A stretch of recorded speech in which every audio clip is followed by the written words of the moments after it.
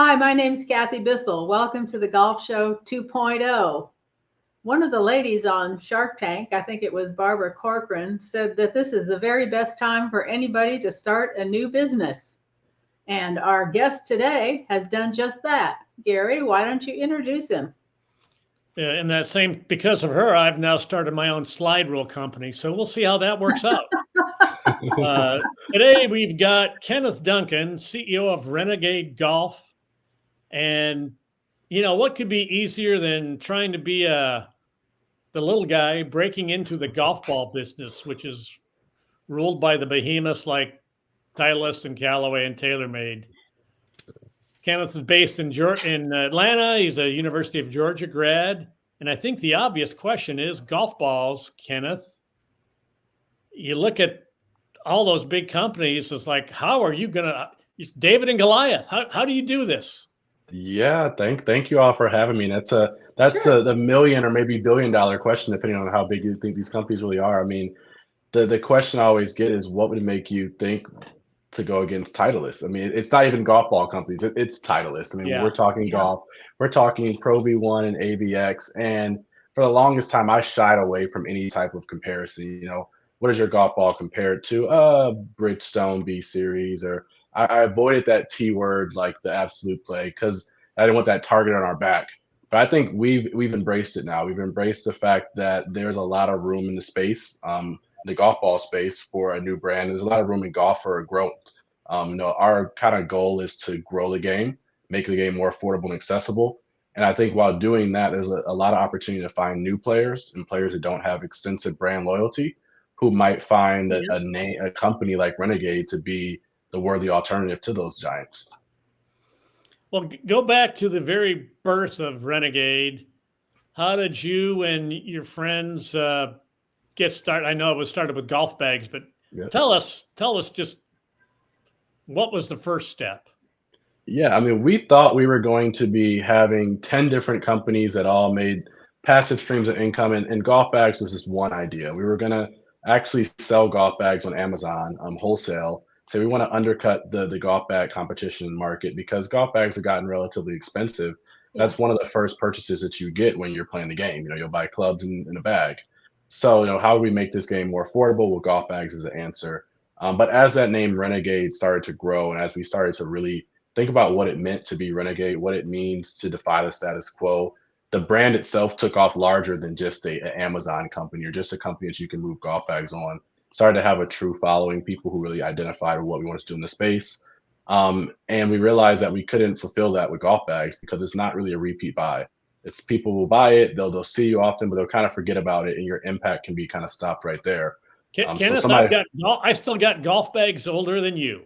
Yeah, I believe it, and you have no real incentive to get new ones if you start playing less. You're playing less than you were before, then that golf bag stays good for a long time. You might lose 10 balls when you play, but you don't lose your bag. Well, I did once, but let's not get into that. Yeah, let's not. That was a bad day. Yeah, well, I've had 2 stolen from me in Atlanta in the last about 3.5 years, so out of my trunk. So the bags do go by. Oh yeah, US Air lost my whole set coming home from Augusta one year. Oh man, they made it to Charlotte and then they magically disappeared like Lucky Charms. I had a set lost in the San Francisco airport, and I just kept calling and calling and calling, and finally they turned up. But all of the golf balls were gone. I've heard people talk about that happening with TSA now.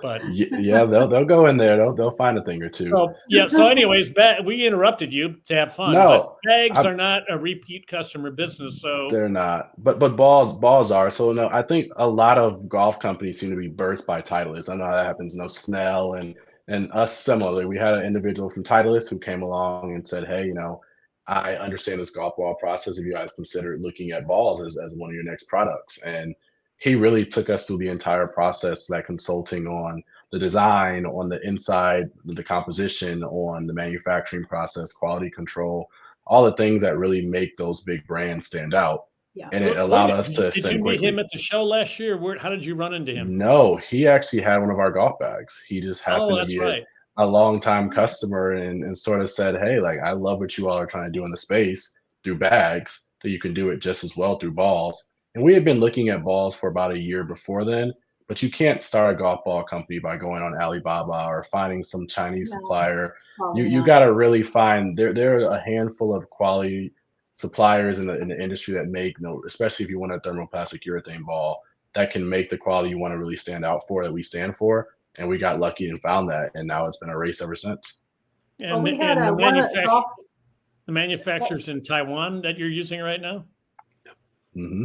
And I'm neglected to mention the big one is you are the first wholly owned black owned company to have a ball approved for competition by the USGA. So that's That's really a big deal. That tells you A, the balls are quality, and B, you know what you're doing. So congrats on that. Thank you for that. I mean, we didn't talk about that for a long time. When we were like, do we want to be a black company or a black owned company? What does that mean? But I've embraced it so much recently because I started off in the first tee program.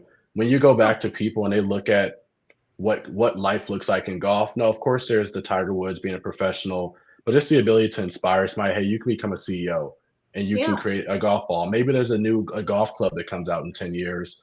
Maybe it's the next FootJoy company, but just opening up the horizons for what's possible for a lot of like inner city youth and golfers who are imagining what jobs look like. Starting a golf ball company probably wasn't on the radar of anybody, 3, 4, 5 years ago. And it might have been crazy to do so. But now when I speak, I can pour back into a lot of people who are saying, there's room to dream and innovate and imagine yourself alongside the brands we play every day. So I've embraced the first black-owned concept. We all love underdog stories, and we all want to help underdog stories. And I think you got that going for you. Yep. We had an expert on golf ball composition. Oh yeah. John, what was his name, Gary? Anyway, he had worked for the big ball companies, and he had recently switched and was working for Encore. Okay. But we started talking about all the inside stuff of the golf ball, and he was explaining to us how, depending on, you can vary the stuff that's inside to give the golf ball certain characteristics. So I think, whoever it is that you spoke to, your ball must be designed to do a certain thing. So, what primarily were you going for? Were you going for like distance, or were you going for feel, or? Yeah, just describe your. You got a couple of miles of golf balls. Why don't you run through them, Kenneth? So our primary focus is feel across all our golf balls. So when you design a golf ball, the characteristics change based on the player's performance. But at the end of the day, every player wants the ball to feel good to them. So a lot of people say, is your golf ball soft? Well, naturally, when you have a 3-piece TPU golf ball, it's going to be soft feeling for somebody. If you're swinging at a lower swing speed and you're playing, a very high compression golf ball, you don't really have the ability to compress enough so it feels super soft. Inversely, if a PGA Tour player took a ladies model golf ball and hit it, it'd feel like a Nerf ball to them. So, there's a varying levels of core compression in a golf ball, which really drive that feel to a player. And we want all of our golf balls to feel great to somebody. So our first golf ball, the Mbu, it's a series of golf balls, all of the Mbu line. And that word means first of its kind in Nigerian Igbo tribe. Our goal was to make that ball kind of for everybody. It wasn't too stiff where it would be a ball that the elite players would want to play only, but it wasn't too soft where you're going to have kind of people saying, oh, wow, this is super, super spinny. That ball was a great one size fits all option. But, when you start looking at junior golfers and maybe older golfers who don't have that swing speed, that ball still felt a little bit firm to them, even though it's soft to a lot of people. So coming out with a softer compression, 75 core compression was our Mbu Black. That gave people the opportunity to experience our products in a whole new light. People who weren't swinging really fast could then see, oh, wait, this is the same cover, the same design on the golf ball, but softer. And now this feels better to me. This is a ball that feels good. It launches higher, but it's still the same performance. And then after we did that, we have the balls for recreational players. Our newest release is really designed to bring us into the market of the elite player. They typically want a ball that's lower spin. So you see the balls there. So we started off with the red packaging. That was the one size fits all. Then everybody's like, hey, I want a little bit softer. We went black. And now our newest golf ball, the tray, is actually an option that's really designed kind of for your high-end player looking for low launch off the tee, but high spin when they desire it. And that's really what the best players in the world are looking for now. So I have our Embu Trey here. And Trey is spelled TRE instead of, so that's upside down.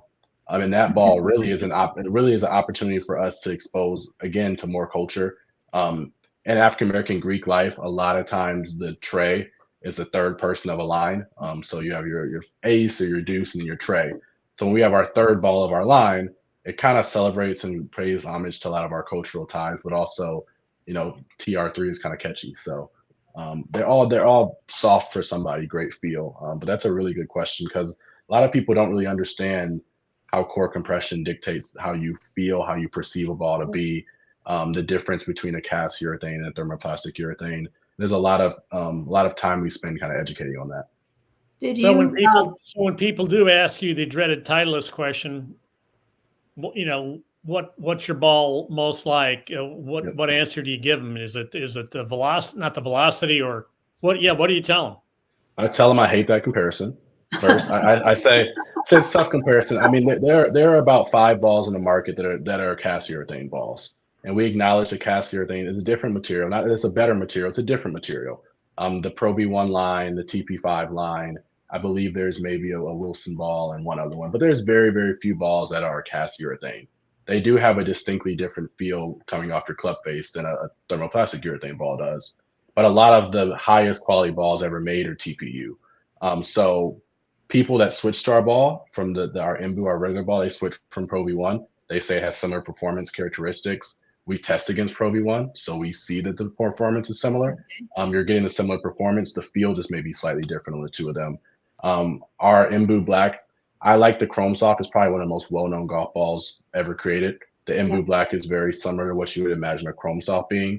A lot of people ask about Kirkland. I think those balls tend to have a little bit of a higher spin profile. Not really made for a better or elite player, but I think our Embu Black is more similar to a Chrome Soft. The Embu is sort of their Pro V1 comparison. And we released the Embu Trey coming out in 2 months. We're hoping that it can fill that void that is left by the Pro V1X or TP5X or those kind of X balls. But I tell them I hate the comparison. I think the cast and thermoplastic, they stand alone, but I embrace it now. If you want to compare performance, you'll find the performance be very similar.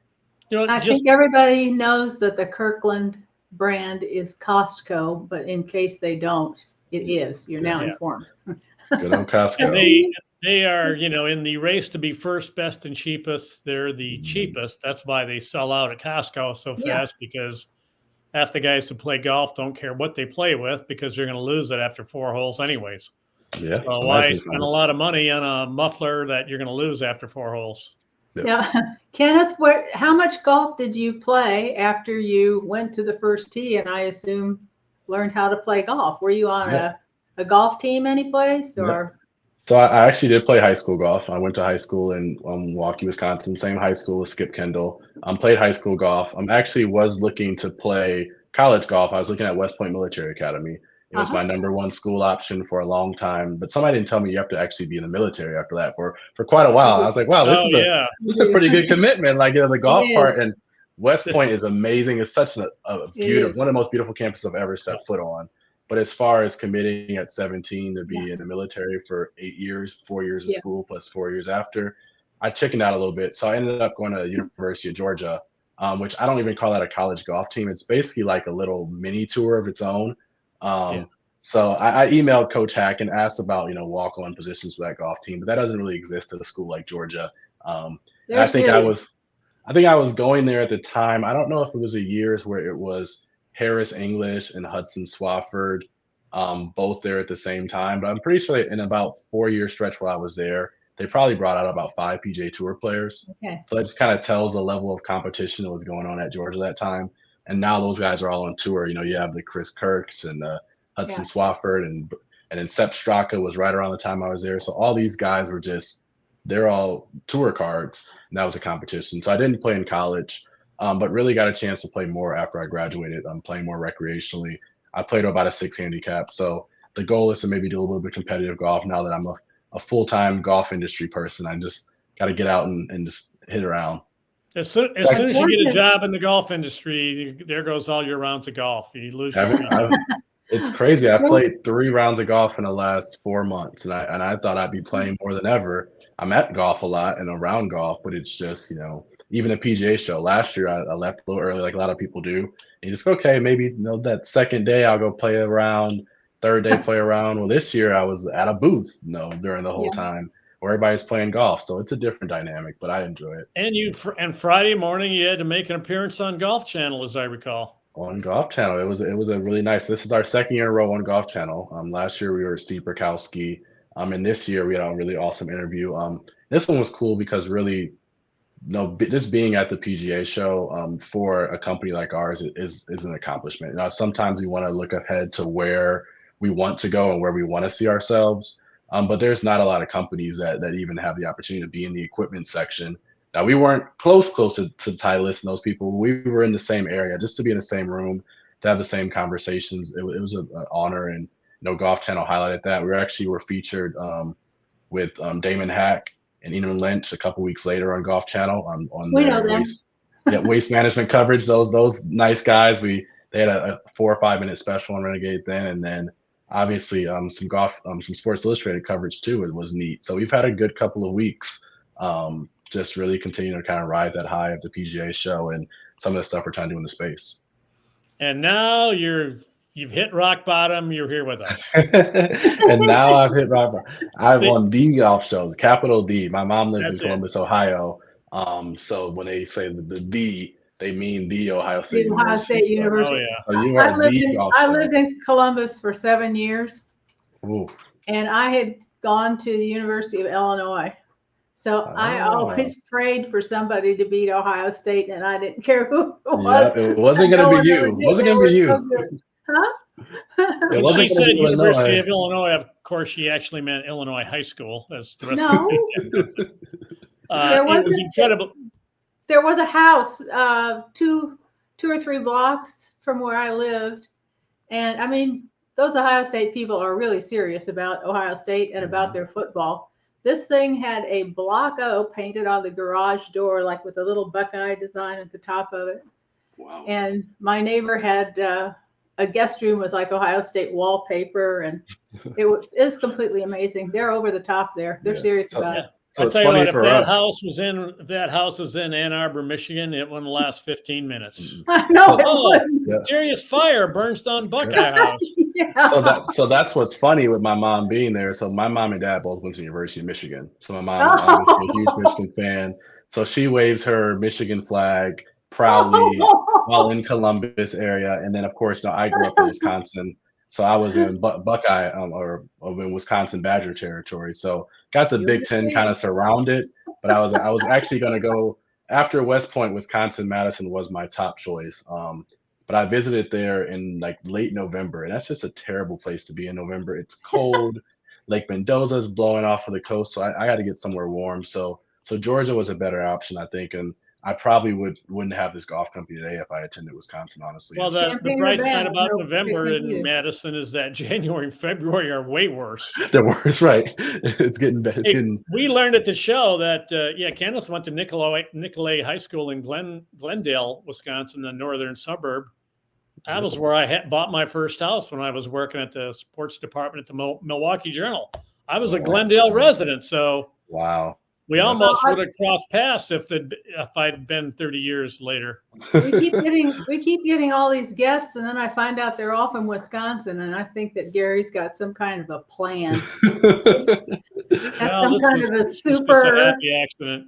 Underworld. And the first guy I ran into on demo day was Skip Kendall. Skip Kendall, yeah. Skip Kendall, who I covered on the PGA Tour years ago. So, and I've never met him ever. Haven't met him, but I've heard multiple people who have been in the industry for a long time say, like, Nicolay, like, that's where Skip went. I'm like, well, I don't really know Skip. Although, fun story, my college roommate, his name was John Beck. His dad was Chip Beck. So I knew a lot about college golf. So I actually was at University of Georgia my freshman year rooming with Chip Beck's son. So well, his father is just the nicest man. He's Chip so Beck nice. is just really so a nice. terrifically nice. I hope Chip sees this. I'm gonna make sure Chip gets this podcast. But you know, he's got a 59, don't you? Yeah, Mr. 59 right there. He's the guy. the University of Georgia guy as well. So, that a little bit before my time, but it's neat to really have that connection. And I He still was talk to his he son was. today. We all used to marvel at his positivity, and I remember Paul Asinger, who was buddies with Chip, just going on. He's so positive, He could be out there, his dog could get run over by a truck, and he'd be going, "Yeah, I got run over by a truck, but look how good he looks lying there in the street. He looks great lying." He was Mr. Positive, and he was one of everybody's favorites interviews because he is a nice man. He's amazing, So and let's his get back wife to the is golf amazing ball, too. the Oh yeah, Renegade golf right, ball. Renegade. So what's your master plan? Are you just going to sell this online to consumers? Is it going to be in stores? Yeah, What's so the next part of the business plan? we are working through the master plan. I mean, we started off thinking we were going to be the next Vice. We're going to D2C it up, and we're going to be online only. But we've found a lot of success with a lot of customers who want to see that ball at their local shops. So our second phase of growth was moving into local pro shops. We're probably about 15 to 20 pro shops all across the country, from DC to Florida to Texas, Ohio, Michigan. We're kind of scattered around the place, but the ultimate goal really was to have that validation of the big box retail. So having the conversations with your PGA Tour superstores, starting those conversations with your Dick's Sporting Goods, and not necessarily because retail is the holy grail. I mean, I think there's pros and cons of retail versus D2C, but I think in this space where credentialization is so important, it just means a lot to be there next to those other Yeah. brands. When people see that they have those options, they have an affordable option, they have an option of a brand that has a story that they can connect to. It's just powerful to be there next to them. We're currently in Carl's Golfland, and I think Good. we've had a lot of success there. We've sold out of that store multiple times over, and that's given us some of that affirmation and that we're in the right path. Golfballs.com has also been very, very successful for us.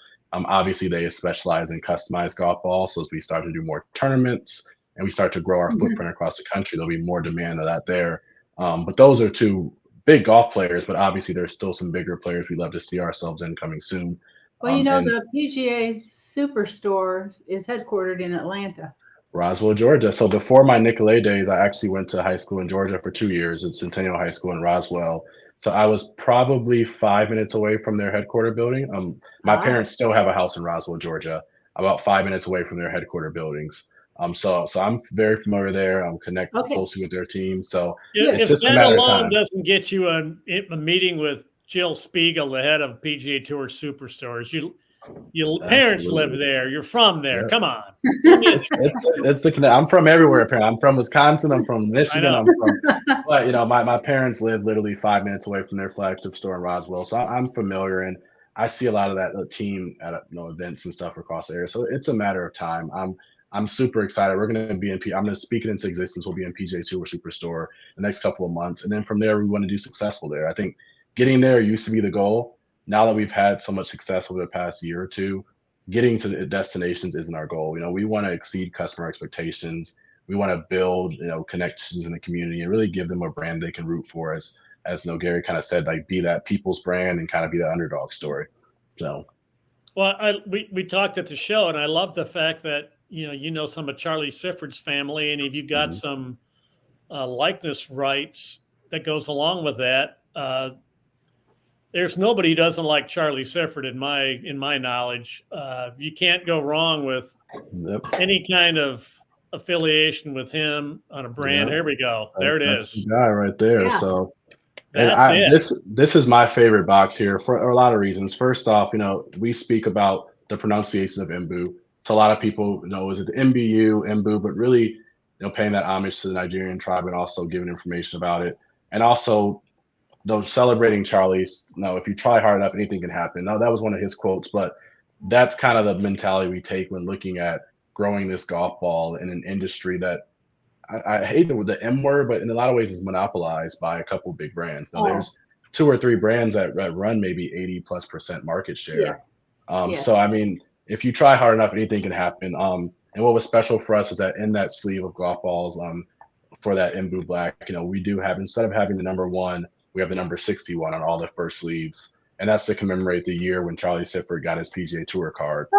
So 61, 2, 3, 4, the player numbers. So Charlie Sifford Jr. texted me just yesterday we were talking about him golfing in Florida. He's at the PGA show, and we're in a golf course that it's his home golf course up in Ohio. So we'll go up there and play together. We play together a few times, and those types of relationships really make all this stuff really come full circle. The family ties and the line moving through history. Because honestly, 2 years ago, I wasn't familiar with the name Charlie Sifford. I was a 28-year-old golfer in the industry, and when they asked me who are your role models, of course it was Tiger Woods and Steph Curry played golf and Cameron Champ. But to learn the names, Charlie Sifford, John Shippen, Lee Elder, Calvin Peete, and really understand, conceptualize what they meant to golf history, not just African American golf history, was powerful. So I love the connection to Sifford. I love the fact that we can really continue his legacy. We give a portion of proceeds from every sale of that golf ball back to his scholarship and his namesake. So all of that really is a part of what we do and kind of how we build a bigger community. As a consumer, if I'm walking through the store, whatever it is, and I see that picture of Charlie Sifford on the front of the box, I'm stopping to look at that. Yeah. I'm probably not going to see the bottom of the box until I buy it. But if it's on the front, that would be an attention getter. And that 61 numbering thing is that is cool. Yeah.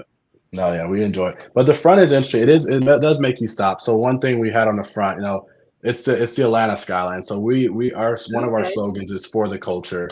We're unapologetically about promoting the fact that we're from Atlanta. Atlanta has a lot of influences. Obviously, Eastside Golf is from Atlanta, and a lot of those cultural influences do permeate into golf. So while the front of the box isn't as captivating as the back, I think when you're like, what is this kind of like?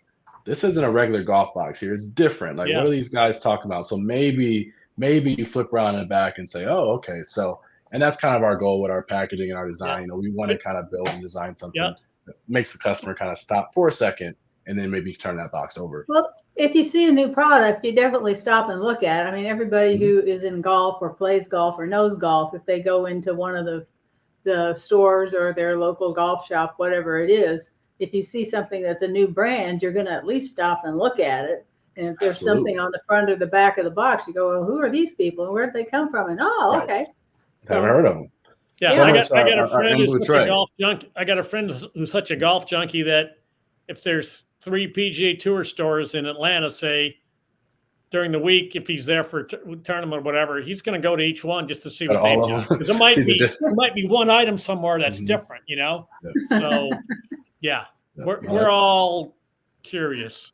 That's what we want. I mean, we want curiosity, and then we have the reviews to back it up. Most of our stuff is online, so if you do research Renegade Golf, you'll see hundreds of reviews from thousands and thousands of customers who are all saying, this is a good ball. It's not a fluke.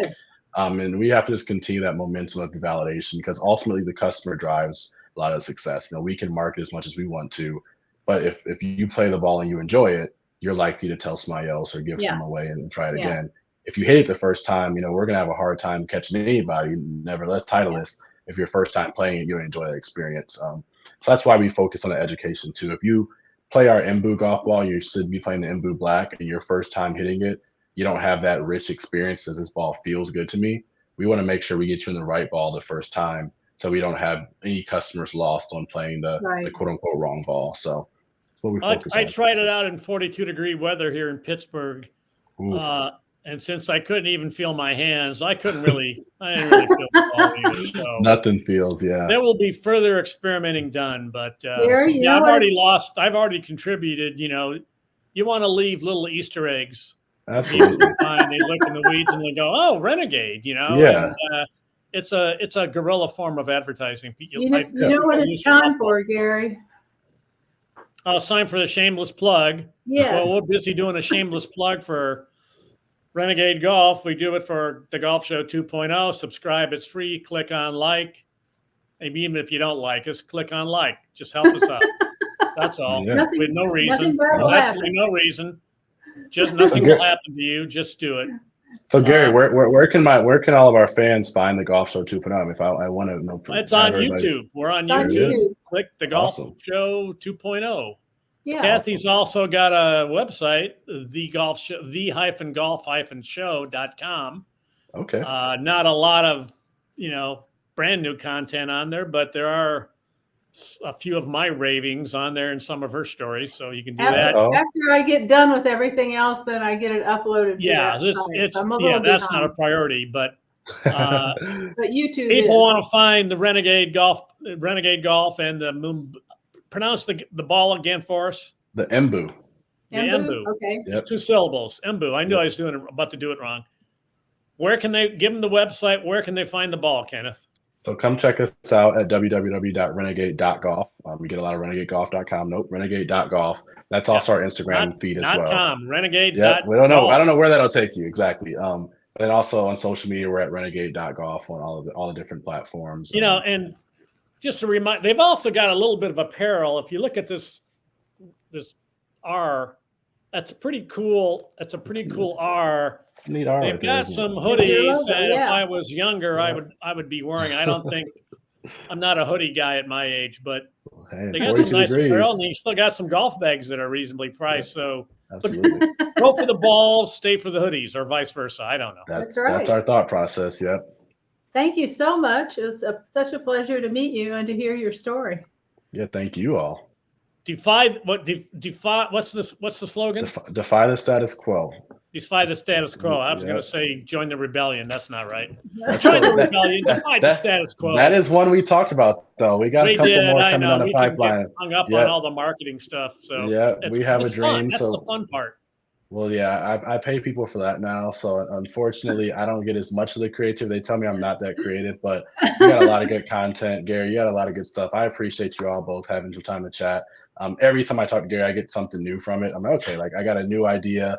Something. Didn't say they're all great ideas. No, good ideas. Exactly. We got some good stuff. We got some stuff we'll use, stuff we won't. It's just great to have those conversations, and that's really what we need to continue to grow the game. It's just different schools of thought. That we can all be here from all different parts of the country, chatting about golf and expanding the game is what we're here for. So hopefully you guys got as much as I got from it, but I appreciate it.